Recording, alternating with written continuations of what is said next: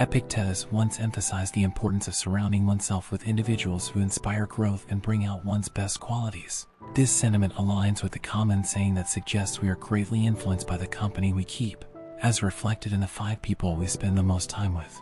Today, we'll delve into this concept from a Stoic perspective, exploring 7 types of people who may hinder our progress in Stoic philosophy and offering guidance on navigating these potentially challenging relationships. Before we dive in, if you find this content valuable, please consider liking the video to support the dissemination of Stoic wisdom.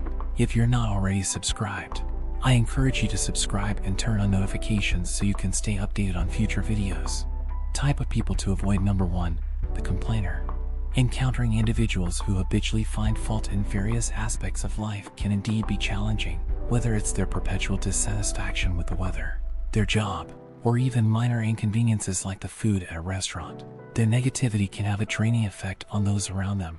It's easy to underestimate the impact of such negativity, assuming that we can simply ignore or brush it off. However, Stoicism teaches us that consistent exposure to negativity can slowly erode our mental well-being, much like a steady drip that drains our emotional energy over time. Imagine working on a project with someone who constantly complains without offering any constructive input.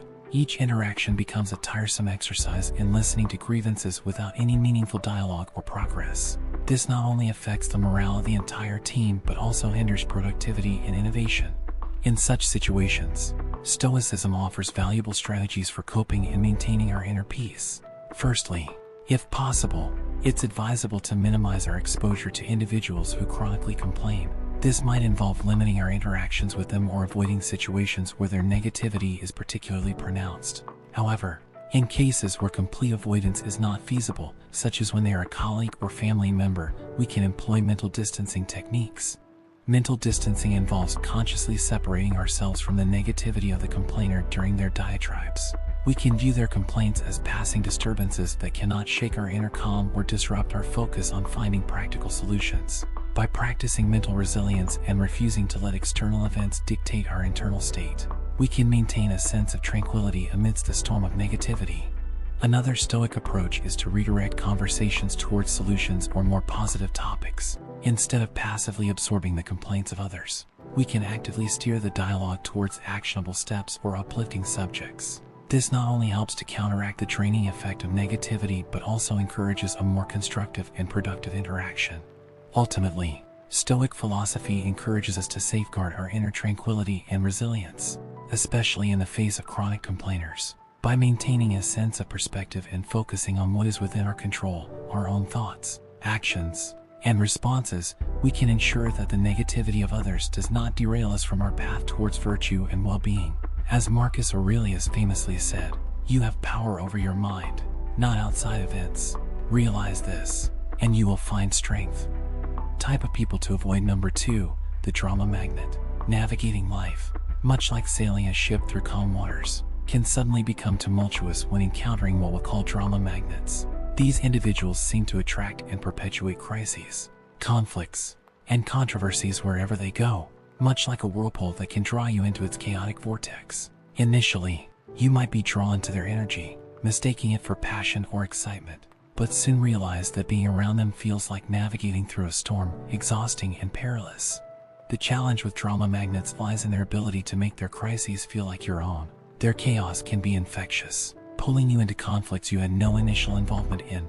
For instance, imagine having a friend who constantly falls out with others in your social circle. Today, they're at odds with Sarah. Tomorrow, it's Tom. They seek your advice, but you notice this pattern never ends, and you're suddenly entangled in conflicts because you tried to intervene. To navigate these situations, Stoicism offers practical strategies. Instead of jumping into the fray or offering advice, practice reflective listening. This involves mirroring back the emotions and sentiments of the drama magnet without necessarily taking sides or becoming emotionally invested. For example, if your friend expresses feeling betrayed by Sarah's words, you might respond with, "So, you're feeling hurt and betrayed by what Sarah said." This technique provides emotional support without getting entangled in the drama. Stoicism teaches us to value our time and mental well-being. Sometimes, this means being selectively unavailable for other people's recurring crises, especially when they show no signs of resolution. Establish boundaries by turning off your phone during certain hours, setting aside focus periods for work or personal development, and making it clear that during these times, you're not to be disturbed. This approach aligns with Seneca's idea of finding true happiness by enjoying the present moment without anxious dependence on the future, rather than anxiously anticipating the next crisis. Stoicism encourages focusing on the present moment, where you have control. Concentrate on your own life and personal growth, steering clear of whirlpools that threaten to disrupt your journey towards tranquility and fulfillment. By prioritizing your well-being and serenity, you can navigate the turbulent waters created by drama magnets without being pulled into their chaos. In essence, Stoicism offers a framework for maintaining inner peace and resilience in the face of external turmoil, allowing you to sail your ship calmly towards personal growth and tranquility. Type of people to avoid. Number 3, the naysayer. Imagine you're an artist, passionately painting your canvas with each brushstroke adding vibrancy and depth to your vision. Suddenly, a naysayer enters your studio, casting a shadow of doubt over your work. With a critical eye, they begin to pick apart your masterpiece, questioning your choices and sowing seeds of negativity. This isn't the constructive criticism artists often seek to refine their craft. Instead, it's a relentless barrage of skepticism that threatens to dull the brilliance of your creation. For instance, suppose you're excited about embarking on a new career path. You've meticulously planned and prepared, only to have the naysayers shoot down your aspirations with a litany of reasons why it won't succeed. So, how do you handle such a naysayer, especially if there's someone close to you? One approach is to flip the dynamic by seeking their advice rather than simply sharing your plans. When people feel like mentors or advisors, they're more inclined to offer constructive feedback rather than outright criticism. Another tactic involves positive confrontation, where you challenge their negativity by prompting them to think of solutions instead. For instance, if they assert that your career change is bound to fail, you can inquire about their ideas for a successful transition. This not only shifts the conversation towards constructive dialogue but also encourages them to consider alternatives. In the words of Epictetus, we have 2 ears and 1 mouth so that we can listen twice as much as we speak. Listening doesn't equate to absorbing every negative comment.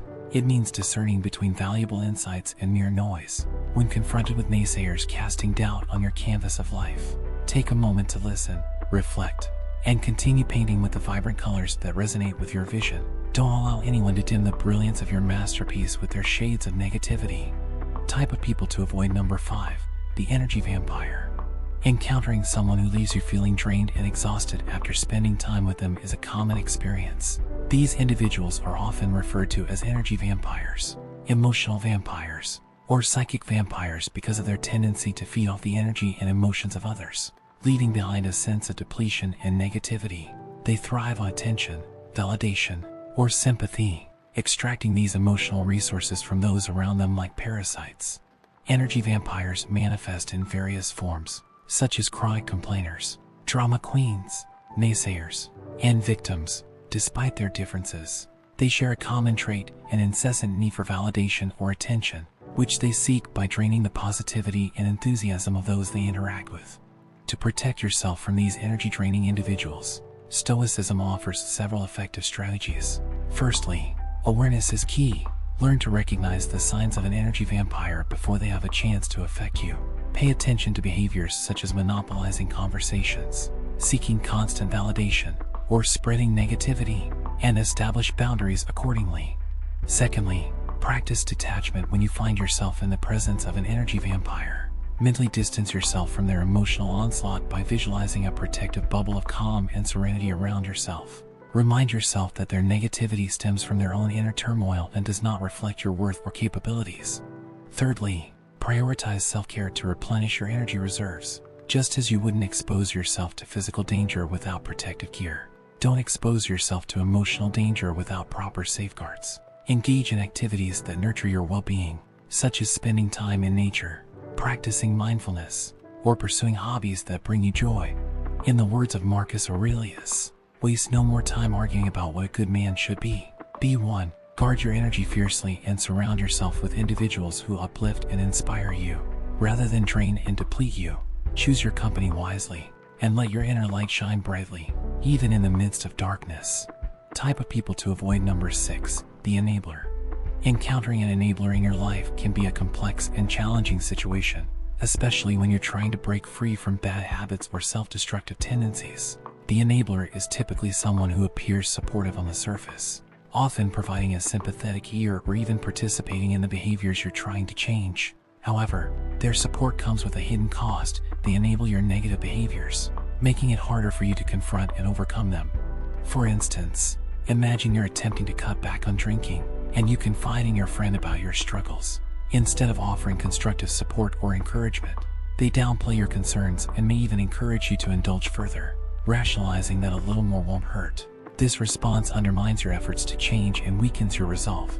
To break free from the cycle of enabling without alienating your friend, Stoicism offers valuable guidance. The first step is self-awareness. Acknowledge that your friend's actions, while perhaps well-intentioned, are ultimately detrimental to your growth and well-being. Recognize that you alone have the power to change your life, and take ownership of your choices. Next, practice assertiveness. Set clear boundaries with your friend and communicate your needs openly and honestly. Let them know that while you value their friendship, you can no longer engage in behaviors that undermine your health and happiness. This can be a difficult conversation, but it's essential for establishing healthier dynamics in your relationship. Finally, cultivate self-reliance. Develop the inner strength and resilience to resist temptation and stand firm in your convictions. Draw inspiration from Stoic philosophy, which teaches that adversity is an opportunity for growth and self-improvement. Remember that true freedom comes from being a master of yourself. As Epictetus famously said, ultimately, breaking free from the chains of enabling requires courage, determination, and a commitment to your own well-being. Surround yourself with people who genuinely support your journey toward virtue and self-actualization, and let your actions speak louder than words. Through introspection, assertiveness, and self-reliance, you can reclaim control over your life and create positive change. Type of people to avoid. Number 7, the toxic optimist. Encountering a toxic optimist can be akin to navigating through a field of overly bright flowers, where the sheer radiance blinds you to the shadows lurking beneath the petals. Their relentless positivity, while seemingly uplifting, often masks a deeper avoidance of reality and genuine emotions. Yet, beneath the surface, lies a profound truth. The toxic optimist's approach can be invalidating and dismissive, especially in the face of genuine struggles and challenges. To effectively navigate such encounters, drawing wisdom from Stoicism can offer invaluable guidance. One of the foundational principles of Stoicism is acknowledging the reality of our emotions and experiences. While the toxic optimist may have good intentions, it's essential to recognize that their approach can inadvertently invalidate or dismiss the very real emotions we experience. By validating our own feelings and those of others, we honor the complexity of the human experience and create space for genuine empathy and understanding. Setting clear boundaries is crucial when dealing with toxic optimism. While it's admirable to appreciate positivity, it's equally important to assert our need for empathy and understanding. By communicating our boundaries openly and honestly, we create a framework for authentic connection and ensure that our emotional well-being remains a priority. Authenticity lies at the heart of emotional resilience. Stoic philosophy teaches us to embrace the full spectrum of human emotions, recognizing that true strength comes from facing and processing our feelings, rather than denying or suppressing them. In the face of the toxic optimist's relentless positivity, staying true to ourselves means honoring our emotions and experiences, even when they don't align with their narrative of perpetual sunshine and rainbows. In the words of Seneca, we should every night call ourselves to an account. What infirmity have I mastered today? What passions opposed? What temptation resisted? What virtue acquired? By reflecting on our daily growth and struggles, we cultivate emotional resilience and authenticity, paving the way for genuine connections and meaningful relationships. Ultimately, surround yourself with individuals who honor your humanity and support your journey toward emotional well-being. Life is too precious to be spent on shallow positivity that denies the complexities of human experience. Embrace authenticity, cultivate empathy, and may your inner light shine brightly amidst the false smiles and empty platitudes of the world.